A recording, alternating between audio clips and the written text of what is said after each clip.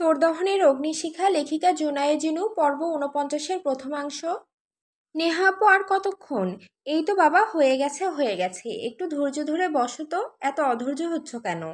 বলে নেহা তারার চোখে আইলাইনারটা দিতে থাকে। এদিকে তো তারার তো পুরো বসে থাকতে থাকতে পুরো হালুয়া টাইট।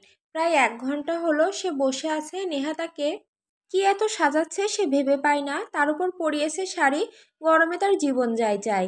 আর তাকে আয়নাটাও দেখতে দিচ্ছে না, কিছু বললেই বলে হয়ে গেছে হয়ে গেছে। অথচ সে ১ ঘন্টা ধরে বসে আছে। তার বরাবরই এসব সাজটাজের মধ্যে অ্যালার্জি। তার কারণ তার সাজতে ইচ্ছে করে না, কোনো রকম মাঝে মধ্যে একটু সাজে, তবে ভারী মেকআপে নয়, বরং রোজকার ব্যবহার করা জিনিসে। তাই এত সময় বসে থেকে তার বোরিং ফিল হচ্ছে। এর মাঝে নেহার তারাকে পুরোপুরি সাজানো কমপ্লিট। নেহা একগাল হেসে তারাকে ছেড়ে বলে ওঠে, নাও হয়ে গেছে। নেহার কথায় তারা হাঁপ ছেড়ে বাঁচে। সে অলস ভঙ্গিতে নেহাকে বলে ওঠে, এবার কি আমি চোখটা খুলতে পারি? তারার কথায় নেহা হালকা হেসে বলে ওঠে, হ্যাঁ হ্যাঁ খুলতে পারো। নেহার কথায় তারা ধীরে সুস্থে চোখ দুটো খোলে। তারাকে তাকাতে দেখে নেহা তারাকে দেখে মুগ্ধ হয়ে বলে ওঠে, মাশাল্লাহ মাশাল্লাহ, তোমায় অসম্ভব সুন্দর লাগছে তারা। নেহার কথা শুনে তারা হালকা হাসে, যদিও বা সে এখন অবধি নিজেকে দেখেনি, তাই বুঝতেও পারছে না তাকে কেমন লাগছে। নেহা তারার দিকে তাকিয়ে হেসে বলে ওঠে, তুমি এবার ঘুরে নিজেকে দেখতে পারো। নেহার কথায় তারা এবার ধীরে সুস্থে ঘুরে বসে। যে আয়নার দিকে তাকালো অমনি সে পুরো থমকে গেছে যেন। চোখ তার কোটর থেকে বেরিয়ে আসার উপায়, আয়নায় থাকা তার প্রতিচ্ছবি তার চোখের মণিতে যেন ভাসছে। কি অপূর্ব সুন্দর সাজ! আজ নিজেকে নিজে দেখে যেন সে মুগ্ধ হচ্ছে। সে এতটাও সুন্দর হতে পারে তার কল্পনাও ছিল না সেটা।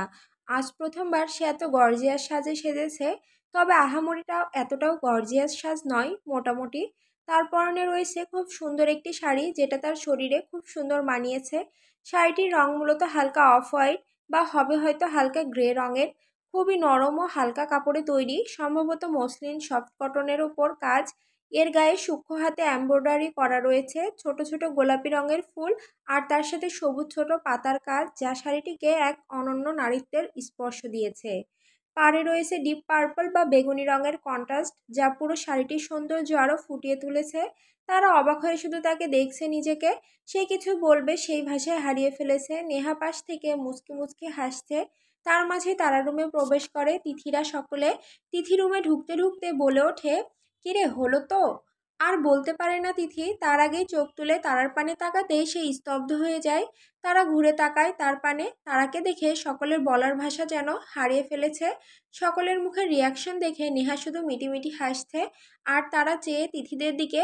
তিথিরাও আজ সকলে শাড়ি পরেছে। মেঘা দৌড়ে এসে তারার থুতনিতে হাত রেখে বলে ওঠে, মাশাল্লাহ মাশাল্লাহ পুচকে সোনা, তোকে তো আজ মাশাল্লাহ খুব সুন্দর লাগছে।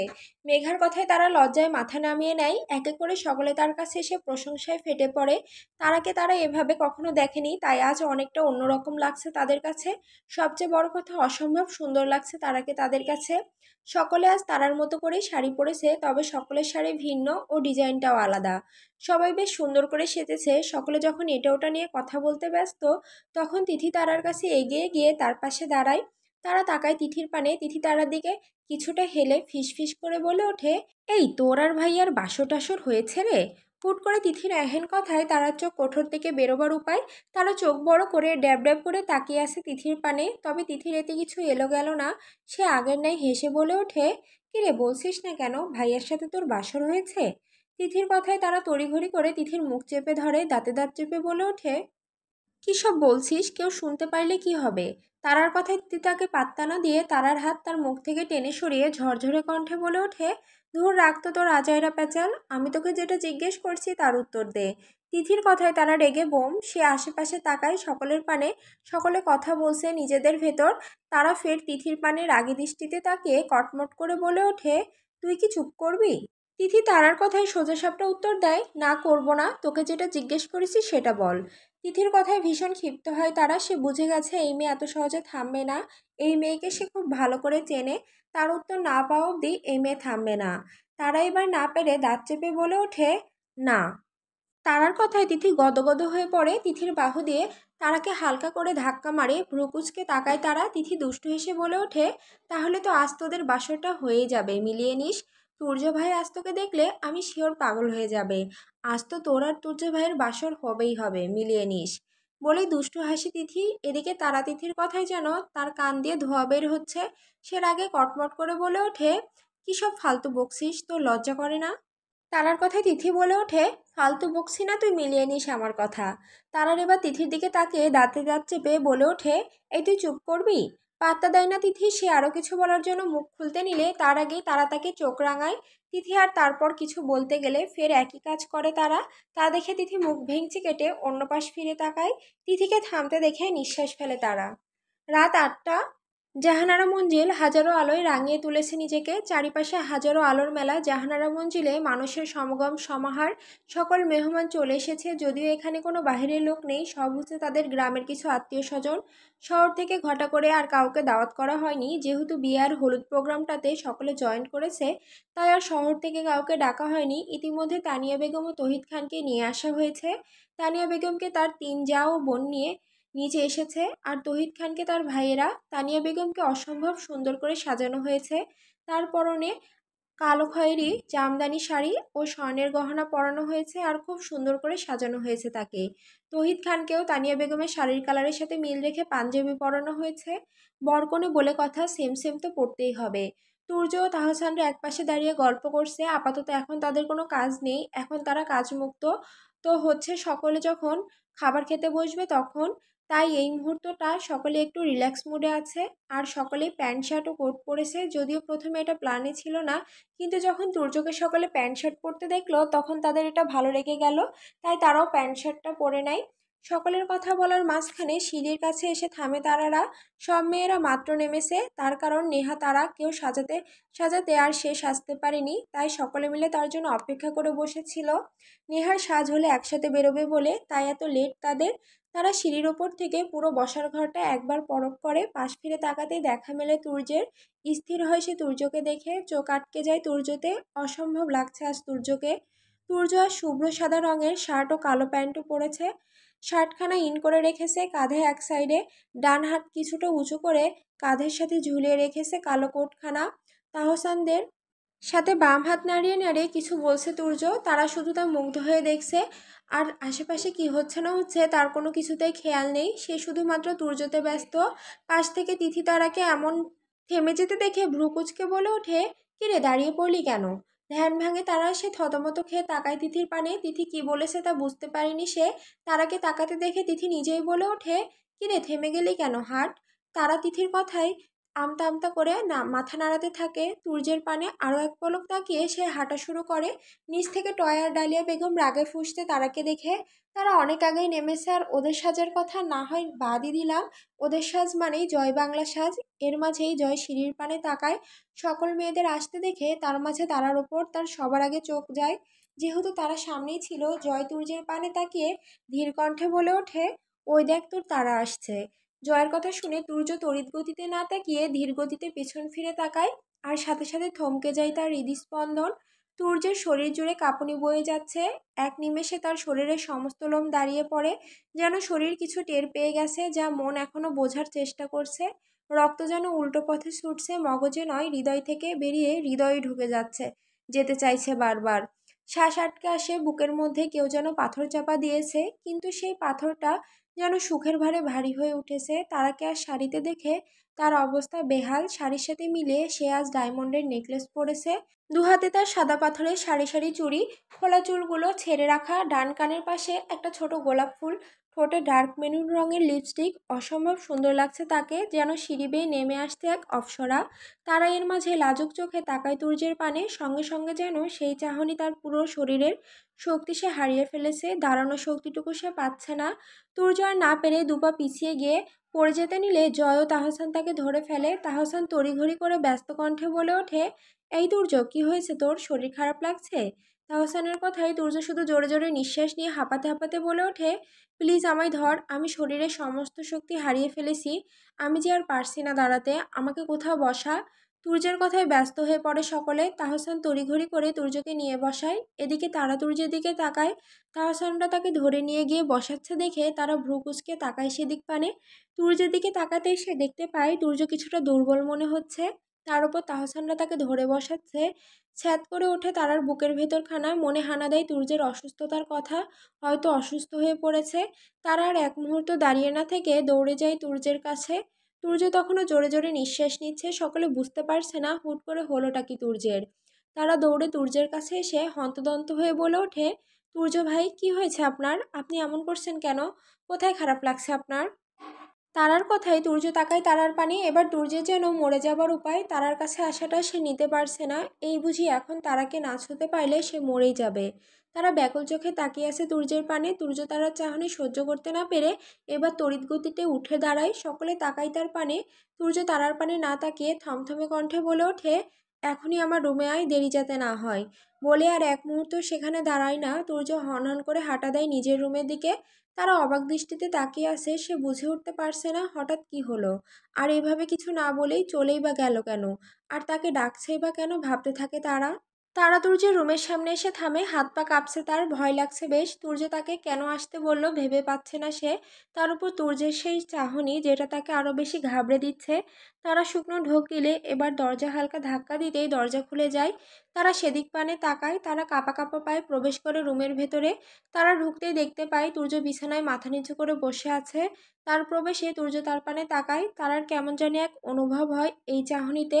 সে ভয়ে চোখ নামিয়ে নেয়। তুর্য সেখানে বসেই গম্ভীর কণ্ঠে বলে ওঠে, দরজা লাগিয়ে আমার কাছে আয়। তুর্যের কথায় তারা তাই করে, কোনো রকম কথা বাড়ায় না। কাঁপা কাঁপা হাতে দরজাটা লাগিয়ে দিয়ে এগিয়ে যায় তুর্যের দিকে। এক পা দুপা করে এগিয়ে গিয়ে তুর্যের সামনে এসে থামে। তারা তুর্যের সামনে এসে থামতেই তুর্য চোখ তুলে তাকায় তারার পানে। তারা তার এখন খুব কাছে, একেবারে তার সামনাসামনি। শাড়ি পরিহিত নারীকে দেখে তার হৃদয়ে ঝড় বয়ে যেতে শুরু করে। পুরো হৃদয় জুড়ে যেন এক কালবৈশাখী ঝড়ের মতো তার সবকিছু ওলটপালট করে দিচ্ছে। তুর্য আর নিজেকে ধরে রাখতে পারে না। হুট করে বসা থেকে উঠে তারাকে জাপটে ধরে। অবাক হয় তারা। সে তার দুহাত তুর্যের পিঠের উপর রাখে। তুর্যের শ্বাস প্রশ্বাস জোরে জোরে পড়ছে। বুকের ভেতরের বাপাসখানা অসম্ভব গতিতে চলছে। তারা অনুভব করে তুর্যের শরীর মৃদু কাঁপছে। তুর্যের শ্বাস প্রশ্বাস তার কানে এসে বাজছে। এমনকি তার মনে হচ্ছে যেন তুর্যের হার্টবিটের ধুক ধুক করা শব্দখানা সে শুনতে পারছে। তুর্য কেমন অস্থির হয়ে পড়ছে যেন। তারা তা দেখে ব্যাকুল কণ্ঠে বলে ওঠে, কি হয়েছে আপনার তুর্য ভাই? আপনি এমন করছেন কেন? আপনাকে এত অস্থির লাগছে কেন? তারার কথার উত্তর দেয় না তুর্য। সেইভাবেই তারাকে আঁকড়ে ধরে দাঁড়িয়ে থাকে। আরও কিছুটা শক্ত করে জড়িয়ে নেয় নিজের সাথে। তারা ফের বলে ওঠে, আপনি এমন কেন করছেন? কি হয়েছে আপনার? এবার তুর্যের কর্ণপাত হয় যেন সে তারাকে ছেড়ে তার কোনো উত্তর না দিয়ে পুরো মুখে ভেজা ঠোঁটের স্পর্শ করতে থাকে। তারা শুধু অবাক চোখে তা দেখছে। তুর্য অজস্র চুমিতে ভরিয়ে দিয়ে কিছুটা শান্ত হয়। তারার কপালের সাথে কপাল ঠেকিয়ে উন্মাদ করা কণ্ঠে বলে ওঠে, আমার তোকে চাই বাবুই, খুব করে কাছে চাই তোকে। আমি পারছি না নিজেকে সামলাতে, মরে যাচ্ছি আমি। আজ কোনো ভুল হয়ে গেলে প্লিজ আমাকে মাফ করে দিস। আমি তোকে দেওয়া কথা রাখতে পারলাম না আমি তোকে দেওয়া কথা রাখতে। আজ তোকে আমার করে চাই বাবুই, আমার করে চাই তোকে। আজ তোকে আমার প্রয়োজন, বড্ড বেশি প্রয়োজন। না হলে যে আমি মরে যাব আমি। তুর্যের কথা শুনে তারার শরীরটা এক মুহূর্তের জন্য যেন শূন্যে ঝুলে থাকে। সমস্ত পৃথিবী থেমে যায় তার কাছে। বুকের ভেতরটায় অজানা এক কম্পন সৃষ্টি হয়, যেন কেউ ধুকধুক করে কাঁপিয়ে দিচ্ছে তার হৃদয়ের প্রতিটা ধমনী। তুর্যের বুকে ধড়পড় করছে গায়ের গরম।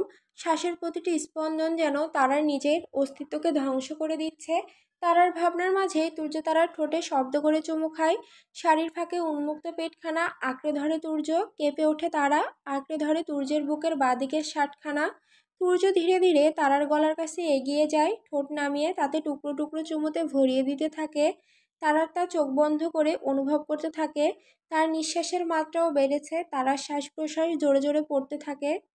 তুর্য আস্তে আস্তে নিচে বসে পড়ে, দু হাঁটু ভেঙে। ধীরে ধীরে পেটের দিক থেকে উন্মুক্ত পেটখানা ঢেকে রাখা শাড়ির আঁচলখানা ওঠায় হাত দ্বারা। চোখের সামনে ভেসে ওঠে নারী দেহের সবচেয়ে আকর্ষণ দেহখানা। তুর্যের ঘোর লেগে যায়। তারা লজ্জায় চোখ বন্ধ করে আছে। তুর্য কিছু সময় তার পানে তাকিয়ে থেকে তার প্যান্টের পকেট থেকে একটা বক্স বের করে, যেটা সামনে এনে খুলে সেদিনের সেই কোমরবন্ধনীটা বের করে। হালকা হেসে বক্সটা রেখে দেয় বিছানার ওপর। ফের তারা শাড়ির আঁচলখানা উঁচিয়ে কোমরবন্ধনীটা পরানোর জন্য পেটে স্পর্শ করে। তুর্য কেঁপে ওঠে তারার পেটে সে ঠান্ডা কিছুর ছোঁয়া পাচ্ছে, কিন্তু চোখ বন্ধ থাকায় বুঝতে পারছে না। সে শুধু তুর্যের স্পর্শগুলো অনুভব করছে। তুর্য বন্ধনীটা পরিয়ে তাকায় তারার পেটের দিকে। অসম্ভব সুন্দর মানিয়েছে তাকে। ফর্সা পেটে যেন এটা ফুটে উঠেছে। তুর্য এবার এগিয়ে গিয়ে দুহাতে কোমর আঁকড়ে ঠোঁট ডুবিয়ে শব্দ করে চুমু খায়। সঙ্গে সঙ্গে তারা চোখ খিচে খামচে ধরে তুর্যের চুল। এতে তুর্য যেন আরও উন্মাদ হয়ে পড়ে। ছোট ছোট চুমুতে ভরিয়ে দিতে থাকে তার পুরো পেটে। তারা শ্বাস নেওয়া যেন অতি কষ্ট হয়ে যাচ্ছে। তুর্যের স্পর্শ যতটা গাঢ় হচ্ছে ততটাই তাকে যেন শেষ করে দিচ্ছে মনে হচ্ছে। নিজেকে কেমন যেন হাঁপানি রোগীদের মতো মনে হচ্ছে তার। এর মাঝেই তুর্য ধীরে ধীরে বসা থেকে উঠে দাঁড়ায়। তারা এবার ধীরে ধীরে চোখ খুলে তাকায়। চোখ খুলতেই তার সামনে ভেসে ওঠে তুর্যের মুখখানা। চোখাচোখি হয় দুজনে। তারার ঠোঁট তিত্তির করে কাঁপছে। তুর্য এবার তারার কোমরে টেনে তার কাছে আনে। তারা আছড়ে পড়ে তুর্যের বুকে। তুর্য হাত বাড়িয়ে দেয় তারার আঁচল খোলার জন্য। কাঁধের কাছে আঁচল খুলতে যেই হাত দেবে অমনি দরজার ওপাশ থেকে তাজ ডেকে ওঠে, ভাইয়া, বড় বাবা তোমায় নিচে ডাকছে। থেমে যায় তুর্য। সঙ্গে হুঁশ ফেরে তারারও। তুর্য বিরক্ত হয়ে ভীষণ রকমের। এই সময় তাজের উপস্থিতিটা তাকে ভীষণ ক্ষিপ্ত করে। তুর্য বিরক্ত হয়ে মুখ দিয়ে চ শব্দ করে তারার দিকে তাকিয়ে রাগে গিজগিজ করে বলে ওঠে, তোর এই ভাই আসার আর সময় পেল না? কত সুন্দর একটা রোমান্টিক মুডে ছিলাম, এসে তার 12টা বাজিয়ে দিয়েছে। বিরক্তিকর একটা। বলেই তুর্য কটমট করতে থাকে। তারা শুধু হাঁ করে শুনছে তুর্যের কথা। ওপাশ থেকে তাজ ফের ডেকে ওঠে, ভাইয়া শুনছো আমার কথা? তাজের কথা এবার তুর্য তারাকে ছেড়ে বিরক্ত কণ্ঠে বলে ওঠে, হ্যাঁ শুনেছি, এবার যা, আমি আসছি। তুর্যের কথায় ওপাশ থেকে আর কোনো উত্তর এলো না তাজের। তাজ তুর্যের কথা শুনে সেখান থেকে চলে যায়। তুর্য তাজের আর কোনো শব্দ না পেয়ে দীর্ঘ নিঃশ্বাস ফেলে। তারা মাথা নিচু করে আসে লজ্জায়। তার অবস্থা পুরো শেষ। তুর্য তারাকে আর কিছু না বলে যেই চলে যেতে নিবে তখন কি মনে করে সে থেমে যায়। পেছন ফিরে তাকায় তারার পানে। তারা চুপচাপ দাঁড়িয়ে আছে মাথা নিচু করে। তুর্য তা দেখে ধীর কণ্ঠে বলে ওঠে, এখন ছেড়ে দিয়েছি মানে এই নয় রাতেও তোকে ছেড়ে দিব। আজ রাতে আমার তোকে প্রয়োজন। নিজেকে আজ রাতের জন্য তৈরি কর। বলে তুর্য বাঁকা এসে রুম থেকে চলে যায়। তারার শরীরটা যেন ঘামে ভিজে গেছে, অথচ ঘরে তেমন গরম নেই। বুকের ভেতর হু হু করে একটা কিছু ওঠানামা করছে। পেট জুড়ে এখনো তুর্যের ঠোঁটের আলতো ছোঁয়ার তাপটুকু রয়ে গেছে, যেন প্রতিটা চুমু আগুন হয়ে বসে আছে তার ত্বকে। শ্বাস নিতে কষ্ট হচ্ছে তার। বুক যেন চেপে আছে কেউ। চোখে মুখে একটা লালচে উত্তাপ ছড়িয়ে পড়েছে। ঠোঁট কাঁপছে অবিরাম। মাথা নিচু করে দাঁড়িয়ে আছে সে, কিন্তু মনে হচ্ছে পৃথিবীর সমস্ত চোখ তার উপর আটকে আছে। শরীর আর মনের ভিতর এক অদ্ভুত যুদ্ধ চলছে। একদিকে লজ্জা, অপরদিকে ভয়। তিথি সেই কখন থেকে ঘুরে ঘুরে তারাকে খুঁজে বেড়াচ্ছে, কিন্তু কোথাও তারার দেখা পাচ্ছে না। এখন বড্ড বিরক্ত হচ্ছে সে। চোখে মুখে তার স্পষ্ট বিরক্তির ছাপ ভেসে উঠেছে। বিরক্তিতে সে মুখ দিয়ে চ শব্দ করে বের করে। এর মাঝে তার সামনে দিয়ে আহিল যেতে নিলে তিথিকে দেখে থেমে যায়। তিথিকে কিছু একটা খুঁজতে দেখে আহিল ভ্রু কুঁচকে তাকিয়ে বলে ওঠে, আরে তিথি, এদিক ওদিক তাকিয়ে কি খুঁজছো? কাউকে খুঁজছো নাকি? আহিলের কথায় তিথি আহিলের পানে তাকায়। হালকা হেসে বলে ওঠে, আসলে ভাইয়া, আমি তারাকে খুঁজছিলাম। তিথির কথা শুনে আহিল বলে, ও তারা, তারাকে তো তুর্য ওর রুমে ডেকে নিয়ে গেছে। তারা এখন তুর্যের রুমে আছে। আহিলের কথায় তিথি ঠোঁট গোল করে ও বলে, তবে মনে মনে বেশ বিরক্ত হয় তারার উপর।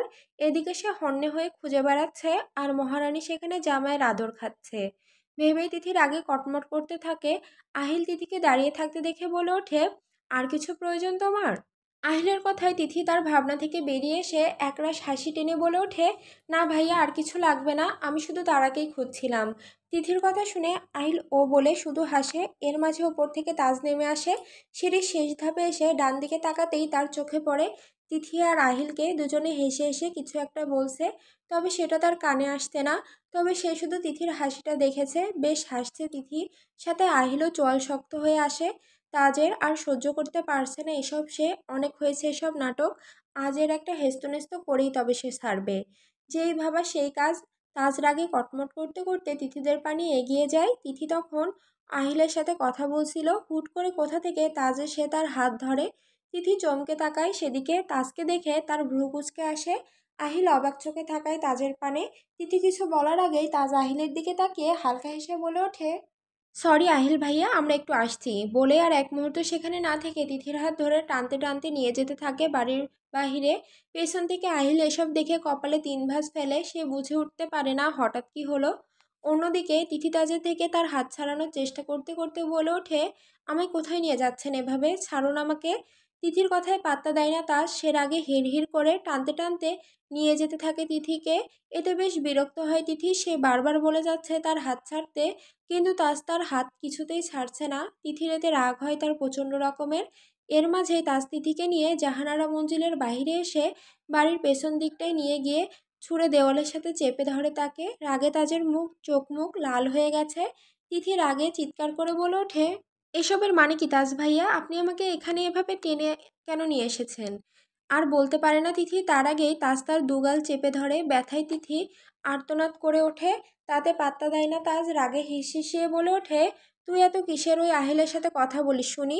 এত হেসে হেসে কথা বলার কি আছে? ছেলে দেখলে গায়ে পড়ে কথা বলতে ইচ্ছে করে, তাই না?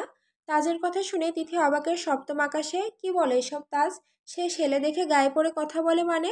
তাকে কি সেই টাইপের মেয়ে মনে হয় নাকি তার?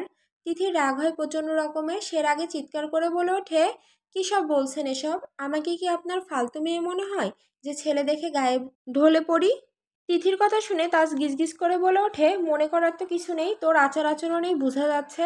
আজকাল তো তাই চোখে পড়ছে যে তুই কেমন মেয়ে। এতদিন যখন আমার পিছনে ঘুরে দেখেছিস আমি পাত্তা দেই না, সেই সুযোগ বুঝে বিদেশি ছেলেকে পটানোর চেষ্টা করছিস, তাই না? এবার তিথিরা নিতে পারে না তাদের এসব নোংরা নোংরা কথা। তার সহ্য হচ্ছে না। ভালোবাসে বলে কি সব কিছু সহ্য করে নেবে নাকি? না, নেবে না, কিছুতেই নেবে না। তিথি এবার নিজের সর্বশক্তি দিয়ে তাজের হাত তার গাল থেকে ঝাড়ি মেরে ফেলে দিয়ে চিৎকার করে বলে ওঠে, হ্যাঁ আমি খারাপ। আপনি যখন পাত্তা দেননি তখন আমি সুযোগ বুঝে আহিল ভাইয়ের পেছনে পড়েছি, হয়েছে? তাতে আপনার এত কেন জ্বলছে? কে হন আপনি আমার? কিছুই হন না। আর না আমি আপনাকে আমাকে কিছু বলার অধিকার দিয়েছি। তাহলে আপনি আমাকে এভাবে বলার সাহস কোথায় পান? আপনি আমায় ভালোবাসেন না, তাহলে কোন অধিকারে আপনি আমার উপর অধিকার খাটাচ্ছেন? কোনো অধিকারে এত জ্বলছে শুনি? কেন আপনি আমার উপর অধিকার খাটাচ্ছেন? কেন? কিসের জন্য আপনি আমার উপর অধিকার খাটাচ্ছেন? বলছেন না কেন? বলুন। কেন খাটাচ্ছেন আমার উপর অধিকার? কে হয়ে আমি আপনার, বলুন? Because I love you, damn it, বলেই দেওয়ালে ঘুষি মারে তাজ। তিথির চোখ বিস্ময়ে বড় হয়ে যায়। শরীরটা হঠাৎ করে অবশ হয়ে আসে, যেন মুহূর্তে সমস্ত রক্তনালী থেমে গেছে। বাতাস বন্ধ হয়ে আসে তার চারপাশে। শব্দহীন এক নিস্তব্ধতা এসে চেপে বসে বুকের উপর। হৃদয়ের ধুকপুক শব্দ যেন চারপাশের নিস্তব্ধতা চিরে স্পষ্ট হয়ে বাজতে থাকে কানে। চোখের পাতায় এক ঝলক কাঁপিয়ে ওঠে। ঠোঁট সামান্য কাঁপে। তাজের কথায় তার কানে বাজছে। সে বুঝতে পারছে না সে ভুল শুনেছে কিনা, নাকি সে কোনো স্বপ্নে আছে যা ঘুম ভেঙে গেলেই স্বপ্ন ভেঙে যাবে। তিথির চোখ ছলছল করে ওঠে। সে আর না পেরে কাঁপা কাঁপা কণ্ঠে বলে ওঠে, কি কি কি কি কি বললেন আপনি? আবার বলুন প্লিজ। তিথির কথায় শান্ত হয় তাজ। এতদিনের মনের কথা তার ভেতর থেকে বেরিয়ে এসেছে। রাগের মাথায় সে সত্যিটা বলে ফেলেছে। তার শান্ত চোখে এবার তিথির পানে তাকায়। তিথির চোখ ছলছল করছে। তাজ তা দেখে দীর্ঘ নিঃশ্বাস ফেলে। সে বুঝে যায় আর লুকিয়ে লাভ নেই, কারণ আসল কথাই তো সে বলে ফেলেছে। তাজ এবার তিথির দিকে তাকিয়ে পেছন ফিরে তাকায়, কারণ তিথির চোখের পানে তাকিয়ে কথা বলতে পারবে না সে। তিথি চাতক পাখির ন্যায় চেয়ে আছে তাজের উত্তরের জন্য। এর মাঝেই তাজ ভেজা কণ্ঠে বলে ওঠে, হ্যাঁ তুমি ঠিকই শুনছ। আমি তোমায় ভালোবাসি, তবে সেটা আজ থেকে নয়। যেদিন তোমায় প্রথম দেখেছিলাম সেদিন থেকে। তখন তুমি এক ছোট্ট তিথি, এক 16 বছরের বাচ্চা মেয়ে তখন তুমি। সেদিন তোমায় প্রথম দেখাতেই তোমাকে ভালোবেসে ফেলি। তবে তুমি ছোট বলে তোমার থেকে দূরে থাকার চেষ্টা করতাম। এরপর একদিন জানতে পারলাম তুমি আমায় ভালোবাসো। যেদিন তুমি আমায় প্রপোজ করছিলে আমি চাইলে সেদিনই তোমায় অ্যাকসেপ্ট করে নিতাম, কিন্তু কোথাও একটা বাধা ছিল যেন। প্রথম বাধাটা ছিল তোমার বয়স, দ্বিতীয় বাধাটা ছিল তোমার ক্যারিয়ার, আর 3 নাম্বার সেটা হচ্ছে তুমি আমার বোনের ফ্রেন্ড। এই 3টে কারণে তোমার আমার ইগনোর করা। আমি কখনো চাইনি এসব ভালোবাসার কারণে তোমার ক্যারিয়ার নষ্ট হোক। তাই সব সময় তোমাকে এড়িয়ে চলতাম, যাতে তোমার পড়াশোনায় কোনো রকম আমার দ্বারা ক্ষতি না হয়। তাই তোমার থেকে আমার এত দূরত্ব। একটানে কথাগুলো বলেই থামে তাজ। তিথি তাজের কথা শুনে যেন আর দাঁড়িয়ে থাকতে পারছে না। পা ভেঙে আসছে তার। হুট করে তাজের এই কথা যেন তার শরীর আর মস্তিষ্ক বইতে পারল না। তিথির ঠোঁট ভেঙে কান্না আসছে। চোখ দিয়ে তার পানি গড়িয়ে পড়ছে। তার বিশ্বাস হচ্ছে না তাজ তাকে ভালোবাসে। ভাবতেই তিথি এবার খুশিতে কেঁদে ওঠে। হাত দিয়ে তার ঠোঁট চেপে ধরে ফুঁপিয়ে কাঁদতে কাঁদতে বসে পড়ে। তিথির কান্নার শব্দ পেয়ে তাজ ফিরে তাকায়। তিথির পানে তাকাতেই তিথিকে কান্না করতে দেখে ছুটে যায় তিথির কাছে। হাঁটু গেড়ে বসে পড়ে তিথির সামনে। তিথিকে ছুতে গেলে এবার সে কান্না করতে করতে তাজকে কিল ঘুষি মারতে থাকে। তা দেখে তাজ তাকে থামানোর চেষ্টা করে, তবে এতে থামে না তিথি। এতদিন অভিমান রাগ সব কিছু ঝাড়তে থাকে তাজের ওপর। তাজ তিথির মনের অবস্থাটা বুঝতে পেরে জোর করে তাকে তার বুকে আঁকড়ে ধরে। আর সাথে সাথে শান্ত হয়ে যায় তিথি। তাজের পিঠের শার্ট খামচে ধরে ফুঁপিয়ে কেঁদে ওঠে। তা দেখে তাজ তিথিকে আরো শক্ত করে জড়িয়ে ধরে। তার চোখ দিয়েও দুফোঁটা পানি গড়িয়ে পড়ে। তবে এটা সুখের কান্না, আনন্দের কান্না। এই মুহূর্তটা যেন সময়ের গতিতে থামিয়ে দেয়। চারপাশ নিস্তব্ধ, কেবল দুইটা হৃদয়ের শব্দ একসাথে ধকধক করা। এজন্য ভালোবাসার এক নিঃশব্দ স্বীকৃতি, যেখানে কোনো প্রতিশ্রুতিও মুখে বলা লাগে না। আজ পূর্ণতা পেল তিথির সমস্ত অপেক্ষা। তার অগণিত চোখের জলের মূল্য যেন আজ ফিরিয়ে দিল নিয়তি। আজ তিথির ভালোবাসার পরিপূর্ণতা পেল তাজের স্বীকারোক্তিতে। আজ দীর্ঘদিনের অসমাপ্ত প্রেমের গল্প যেন এক নিঃশ্বাসে সম্পূর্ণ হয়ে উঠল।